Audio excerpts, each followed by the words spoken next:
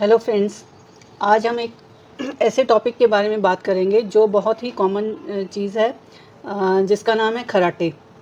यानी कि कराटे हम में से काफ़ी लोगों को आते हैं, लेकिन कई बार ये गंभीर बीमारी का रूप ले लेते हैं और जानलेवा भी हो सकते हैं। इसलिए इसके बारे में हमें जानना या अवेयर होना बहुत ही लाभदायक रहेगा और बहुत ही ज़रूरी भी है। अब हम देखते हैं कि कराटे क्या होते हैं और क्यों आते हैं। जब हम सांस लेते हैं तो जो एयर है वो हमारे नोज़ से होके, गले से होके और सांस की नली से होके फेफड़ों में जाती है और ऑक्सीजन अंदर जाती है और कार्बन डाइऑक्साइड बाहर आती है। तो जब ये जो रास्ता है, जो सांस नली का रास्ता है नाक से लेके नीचे तक, उसमें जब कोई भी सिकुड़न आ जाती है या कोई ब्लॉकेज हो जाती है, कोई ऑब्स्ट्रक्शन हो जाती है, किसी भी कारणवश हो, तो जो हवा है ना वो उस जो ऑब्स्ट्रक्टेड ल्यूमन से या कम साइज़ के ल्यूमन से जाएगी, तो वो प्रेशर के साथ जाएगी और जब वो प्रेशर क्रिएट होगा तो उसके आसपास जो सॉफ्ट टिश्यू होता है उसमें वाइब्रेशन पैदा होती है। तो ये वाइब्रेशन जब पैदा होती है तो वो एक खराटे का रूप ले लेती है। यानी कि कहीं ना कहीं ऑब्स्ट्रक्शन होती है, तभी हमें खराटे आते हैं। और वो ऑब्स्ट्रक्शन जो है सिग्निफिकेंट भी हो सकती है और इनसिग्निफिकेंट भी हो सकती है। अगर वो सिग्निफिकेंट है तो वो गंभीर समस्या का रूप ले सकती है।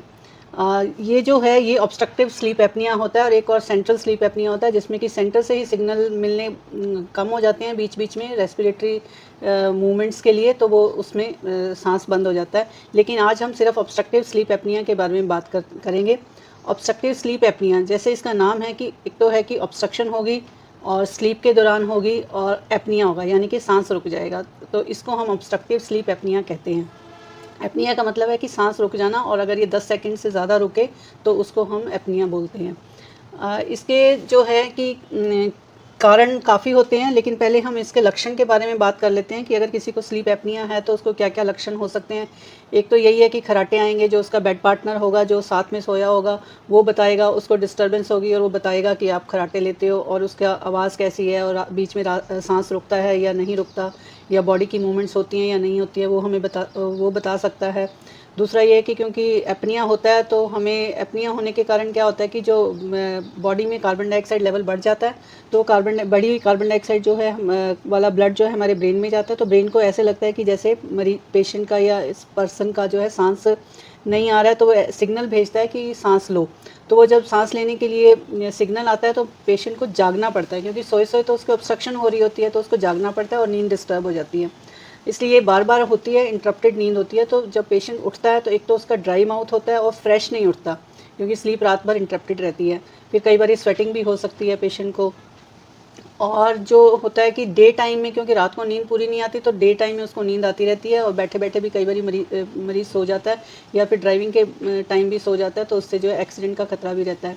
और जो हमारी जो वर्क परफॉर्मेंस है वो एडिक्वेट नहीं रहती है, क्योंकि हमें इरिटेबिलिटी हो जाती है, नींद आ रही होती है, हमारा दिमाग प्रॉपर काम नहीं करता और डिप्रेशन होने लग जाती है। और अगर बच्चा है तो उसका पढ़ाई में परफॉर्मेंस ठीक नहीं रहती है, या फिर कई बार इससे जो है ब्लड प्रेशर बढ़ जाता है, हार्ट की प्रॉब्लम भी हो सकती है। ये सब इसके लक्षण हो सकते हैं। अब हम देखते हैं कि इसके कारण क्या हो सकते हैं। कारण कुछ तो कारण है ऑब्वियस होते हैं, जैसे प्रेजेंट होते हैं कुछ कारण, कई बार कोई कारण नहीं होता, जेनेटिकली ही उसमें इस तरह की प्रॉब्लम होती है। तो लेकिन जो ऑब्वियस कारण है वो देख लेते हैं क्या हो सकते हैं। जैसे कि हमने कहा कि ऑब्स्ट्रक्शन के कारण होता है, और नींद के टाइम ऑब्स्ट्रक्शन क्या होती है, डे टाइम में जो है हमारी मसल टोन ठीक होती है, तो मसल टोन जो है वो हमारे एयरवेज को या जो भी पूरा सांस वाला रास्ता है उसको खोल के रखने में हमारी मदद करती है। लेकिन जब हमें नींद आ जाती है तो हमारी मसल टोन कम हो जाती है, तो सॉफ्ट टिश्यू पीछे हमारे जो सांस वाला रास्ता है उसको जाके ब्लॉक कर देता है, क्योंकि सॉफ्ट टिश्यू है जो गिर जाता है मसल टोन होने के कारण, जैसे टंग पीछे फॉल कर जाएगी या फिर और कोई कारण है तो उनके कारण भी ऑब्स्ट्रक्शन हो जाती है।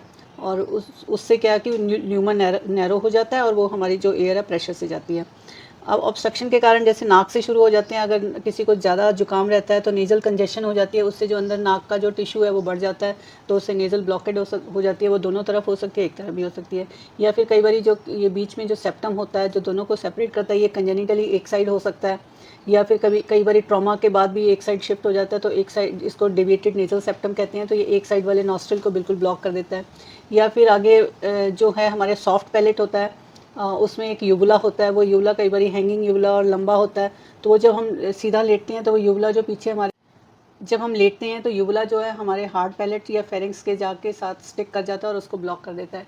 या फिर बच्चों में जैसे क्या है कि टॉन्सिल और एडिनॉइड बढ़े हुए होते हैं, कई बार तो टॉन्सिल इतने बड़े होते हैं कि आपस में दोनों, इधर राइट और लेफ्ट दोनों साइड का आपस में आके बीच में मिल जाते हैं, जिनको किसिंग टॉन्सिल्स कहते हैं। तो वो हमारे जो रास्ता है एयरवे वाला, जो सांस वाले नली का रास्ता है, उसको ब्लॉक कर देता है।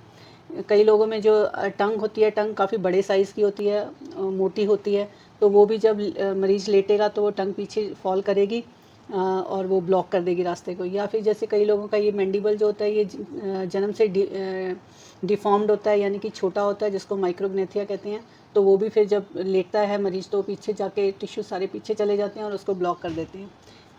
ये या कई बार जैसे नेक है, नेक के अराउंड फैट ज़्यादा होता है, तो वो एक्सटर्नल प्रेशर डालता है हमारे रेस्पिरेटरी ट्रैक के ऊपर और वो उसको ब्लॉक कर देता है और ऑब्स्ट्रक्शन हो जाती है। या फिर मरीज़ जैसे ओबीस होता है, ओबेसिटी में ये जो स्लीप एपनिया है बहुत कॉमन होता है। ओबेसिटी होती है तो उसमें भी जो है ऑब्स्ट्रक्शन हो जाती है।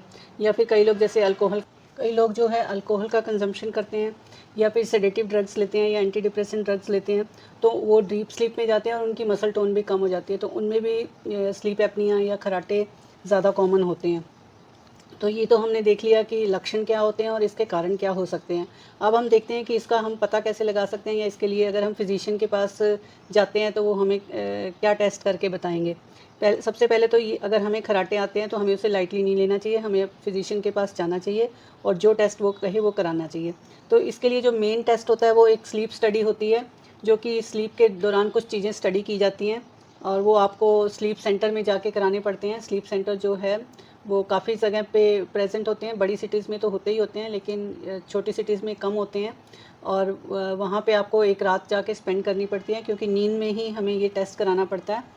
तो उसमें वो आपके बॉडी के ऊपर कुछ इलेक्ट्रोड्स लगाते हैं, कुछ स्कैल्प पे लगाते हैं, एब्डोमेन पे लगाते हैं, चेस्ट पे लगाते हैं, या रेस्पिरेटरी मूवमेंट चेक करते हैं, ईईजी चेक करते हैं, ईएमजी चेक करते हैं और ऑक्सीजन का लेवल चेक करते हैं, जिसको हम ऑक्सीजन सेचुरेशन कहते हैं, जो हम कोविड में काफ़ी किया करते थे। और रेस्पिरेशन को भी चेक करते हैं कि बीच में अगर एपनिया होता है तो कितनी देर के लिए होता है और 1 घंटे में कितनी बार एपनिया होता है।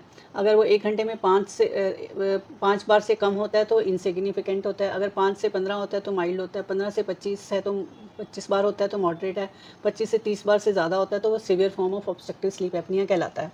तो वो ये सब स्टडी करते हैं और इसको दो में डिवाइड कर लेते हैं, स्प्लिट स्लीप स्टडी बोलते हैं। या तो वो सेम डे पे कर लेंगे तो उसको स्प्लिट बोलेंगे, या फिर अलग दिन पे एक स्टडी पहले करेंगे, दूसरी जो है बाद में करेंगे। जो फर्स्ट है उसमें ये सब पैरामीटर्स देखते हैं और देखते हैं कि कितनी सिवियरिटी है स्लीप एपनिया की। और जो दूसरी है उसमें वो देखते हैं कि इसको ट्रीटमेंट जो होता है, इसका जो सीपैप मशीन है वो प्रेशर अप्लाई करके देखते हैं कि कितने प्रेशर से जो आपकी ऑब्स्ट्रक्शन है वो ठीक हो जाती है और कितना प्रेशर आप टॉलरेट कर लेते हैं। तो ये चीज़ स्टडी की जाती है, या तो एक ही रात में की जाती है या आपको 2 अलग अलग स्टेजेस पे बुलाया जाता है और फिर वो आपको कुछ रिपोर्ट लिख के दे देते हैं। और स्टडी करने से पहले वो कुछ आपको इंस्ट्रक्शंस देते हैं कि क्या मेडिसिन्स आपको नहीं लेनी है उस रात को, या फिर कौन सी मेडिसिन आप ले सकते हैं। तो ये सब इंस्ट्रक्शन देते हैं और स्टडी करके आपको रिपोर्ट दे देते हैं। अब जब कंफर्म हो गया कि ऑब्स्ट्रक्टिव स्लीप एपनिया है और ये सिग्निफिकेंट है, ये हमारी बॉडी पे अफेक्ट कर सकती है, तो अब हम उसके देखते हैं ट्रीटमेंट क्या क्या होते हैं। जो कुछ जनरल या स्पेसिफिक ट्रीटमेंट होते हैं, जैसे जनरल में कुछ ये है कि अगर हम सीधा लेट रहे हैं तो तो उसमें ज़्यादा होने के चांसेस होते हैं। अगर हम साइड पे लेटेंगे तो एक साइड लेके लेटेंगे तो कुछ हद तक ठीक हो सकता है, या फिर थोड़ा सा बेड का हेड अप कर सकते हैं, उससे भी कुछ रिलीफ हो सकता है। पर इसमें जो माइल्ड फॉर्म होगी वही ठीक होगा। अगर मान लो हमारा जो नेज़ल में कंजेशन के कारण हो रहा है तो डिकंजेस्टेंट लेने से कंजेशन ठीक हो जाएगी, तो ऑब्स्ट्रक्शन ठीक हो जाएगी। या फिर अगर डेविएटेड नेज़ल सेप्टम है तो उसकी सेप्टोप्लास्टी करानी पड़ती है, जो ईएनटी सर्जन कर सकते हैं। अगर हमारी यूबुला में प्रॉब्लम है तो यूबुलोपेल्टोप्लास्टी होती है, जो फेशियोमैक्सिलरी सर्जन करते हैं। अगर एडिनॉइड और टॉन्सिल्स हैं बच्चे में तो उसके लिए हमें एडिनॉइडेक्टमी या टॉन्सिलेक्टमी करनी पड़ती है।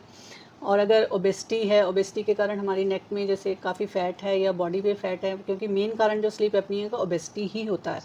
तो ओबेसिटी के लिए या तो आप कुछ जनरल ट्रीटमेंट होते हैं, जैसे डाइटरी मैनेजमेंट हो गई, एक्सरसाइज होगी, लेकिन अगर बहुत ज़्यादा तो हमें कई बार बेरियाट्रिक सर्जरी भी करानी पड़ती है। और बेरियाट्रिक सर्जरी से जो अगर कई लोगों को डायबिटीज़, ओबेसिटी के कारण डायबिटीज़ और हाइपरटेंशन होता है तो वो भी ठीक हो जाती है। और बेरियाट्रिक सर्जरी से स्लीप एपनिया भी काफ़ी हद तक ठीक हो जाता है। और अगर हम कोई सेडेटिव या एंटी डिप्रेसेंट ले रहे हैं तो उनकी डोज़ को हमें कम करना है, या फिर अल्कोहल का सेवन कर रहे हैं तो उसको कम करना है। ये कुछ हम जनरल ट्रीटमेंट कर सकते हैं, लेकिन जो उसका मेन ट्रीटमेंट है, जो गोल्ड स्टैंडर्ड ट्रीटमेंट है, वो सीपैप मशीन होती है, जिसमें कि हम जैसे ये हमारे ब्लॉक हो जाते हैं एयरवेज, और सीपैप मशीन से हम प्रेशर से हवा डालते हैं इस रास्ते से। तो हवा क्या करती है, उसको जो है, जो नैरो हो चुका है हमारा ल्यूमन रेस्पिरेटरी ट्रैक्ट का, उसको ओपन करके रखती है, क्योंकि ये कंटिन्यूस पॉजिटिव एयरवे प्रेशर होता है या फिर बाई लेवल प्रेशर होता है, तो हमेशा प्रेशर रहता ही रहता है, तो वो उसको ब्लॉक नहीं होने देगा। प्रेशर होगा तो वो उसको ओपन ही रखेगा ल्यूमन को। इस तरह से ये सीपैप जो है काम करता है।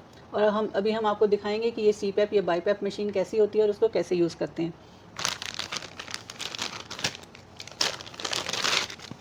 इसके लिए एक जो मेन होता है, ये मास्क होता है।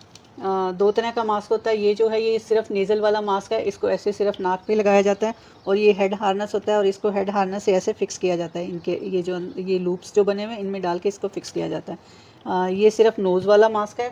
और एक ये जो फुल फेस मास्क होता है, ये नोज़ और हमारे माउथ दोनों को करता है, और इसको भी ये जो है, इसके हेड हार्नेस से हम फिक्स कर देते हैं। अब इसके साथ जो है, एक ये ट्यूबिंग अटैच की जाती है, जो ट्यूबिंग यहाँ पे अटैच की जाती है,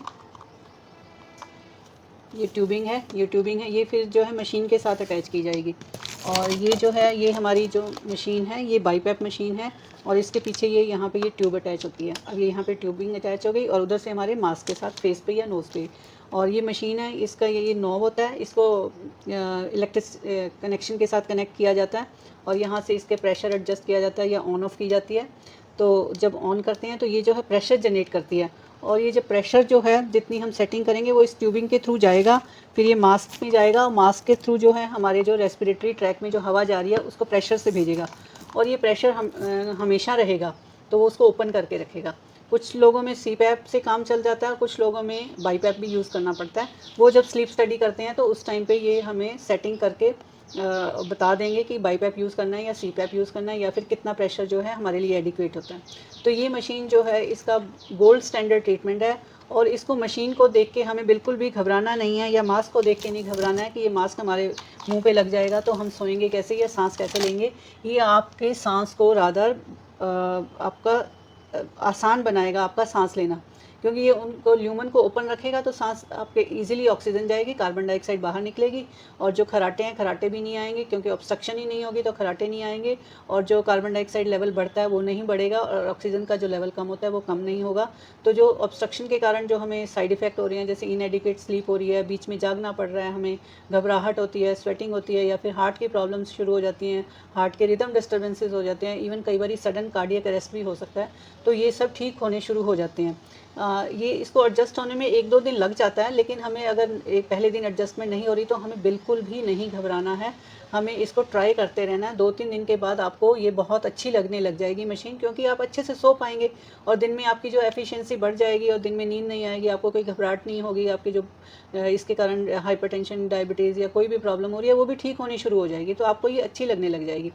तो ये हमें खराटे के लिए हमें अपना डायग्नोसिस बनवाना है कि कहीं कोई स्लीप एपनिया तो नहीं है, और अगर स्लीप एपनिया है तो उसके लिए जो भी अप्रोप्रिएट ट्रीटमेंट है, अगर कोई सर्जिकली ट्रीटमेंट पॉसिबल है तो वो करवा सकते हैं, जैसे बेरियाट्रिक सर्जरी होगी, यूविलोपैलेटोप्लास्टी होगी, एडिनॉइड होगी, या डिविएटेड नेजल सेप्टम है, वो करवाना है, और साथ में हमें ये भी यूज़ करना है। अगर कोई सर्जिकली करेक्टेबल कारण नहीं है तो सीपैप यूज़ करना है, और ये सीपैप यूज़ करेंगे तो आपको बहुत अच्छा महसूस होगा, और ये इसका बेस्ट ट्रीटमेंट है। मुझे उम्मीद है कि आपको वीडियो से कुछ नॉलेज प्राप्त हुई होगी, और अगर कोई भी आपके जानकार में या कोई रिलेटिव्स में स्लीप एपनिया का या पेशेंट है या जो खराटे लेता है, तो उसको ये जानकारी दें ताकि वो जाके अपने फिजिशियन से चेकअप कराएं और इसका ट्रीटमेंट करवा सकें, ताकि जो इस बीमारी से, देखो हमने देखा कि सडन डेथ भी हो सकती है, लेकिन इसको हम प्रिवेंट कर सकते हैं। मतलब ये जो सडन डेथ का कारण है, ये प्रिवेंटेबल कारण है। अगर हम प्रिवेंट कर सकते हैं तो क्यों ना प्रिवेंट करें। और इस जानकारी को जितना ज़्यादा से ज़्यादा हो शेयर कीजिएगा ताकि इसका लाभ उठा सकें।